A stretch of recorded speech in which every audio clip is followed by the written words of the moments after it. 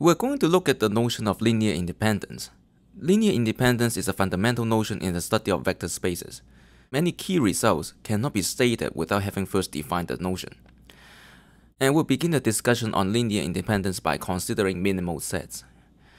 So what do I mean by a minimal set of vectors? We say that a set of vectors is minimal if removing any one of the vectors from the set changes the span. So let's look at a couple of examples. Consider this set of vectors from R3. This set is minimal because if I look at the vector 2, 1, 1, which is the sum of these two vectors, it's in the span, but it is not in the span of either vector. So I cannot remove either vector from the set and still get the same span. Now let's look at another example. This time I'm given three vectors, v1, v2, and v3 from some vector space V with real numbers as scalars. And we are told that v1 is equal to 2 times v2 minus v3. I claim that this set is not minimal. And the reason is because in the span of these three vectors, every vector can be written as a1 times v1 plus a2 times v2 plus a3 times v3 for some real numbers a1, a2, and a3. But we know that v1 can be written as 2 times v2 minus v3. And so I can rewrite this vector as a1 times 2v2 minus v3 plus a2 times v2 plus a3 times v3. And if you perform some algebraic manipulation, you'll end up with 2a1 plus a2 times v2 plus a3 minus a1 times v3. But this is now a linear combination of just the vectors v2 and v3.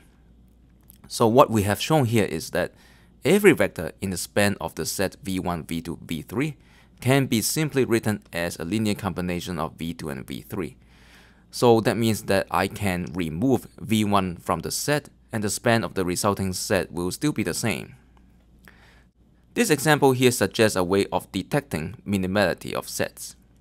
So it turns out that a set of vectors is minimal if and only if there is no vector from the set that can be written as a linear combination of the remaining vectors. So for example, if your set of vectors is v1 up to vk, and if for some vj you can write as the sum of lambda I times vi, where I ranges from 1 up to k and I not equal to j, and the lambda i's are scalars, then this set is not minimal. Now, there's actually an equivalent condition, but before I state that, let me first rewrite this. So, an equivalent way of writing this condition is as follows. A set of vectors v1 up to vk is minimal if and only if this equation here, lambda 1 times v1 plus all the way to lambda k plus vk equal to 0 vector, where lambda 1 up to lambda k are scalars, has the unique solution given by lambda 1 equal to lambda 2 all the way to lambda k equal to 0. In other words, the only way to write the 0 vector as a linear combination of v1 up to vk is to set all the scalars to 0.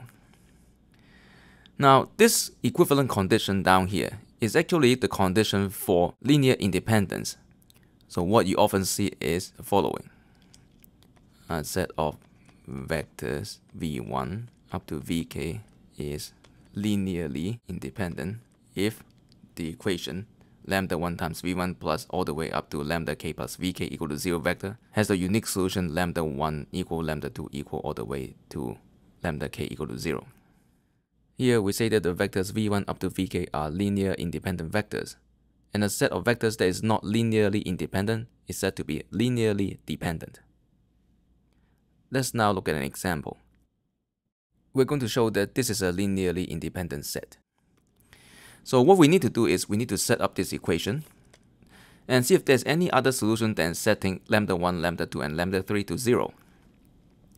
Now, this side here gives lambda 1 plus lambda 2 in the first entry, lambda 2 in the second entry, and lambda 1 plus lambda 3. And just by looking at the second entry on both sides, we see that lambda 2 has to be 0.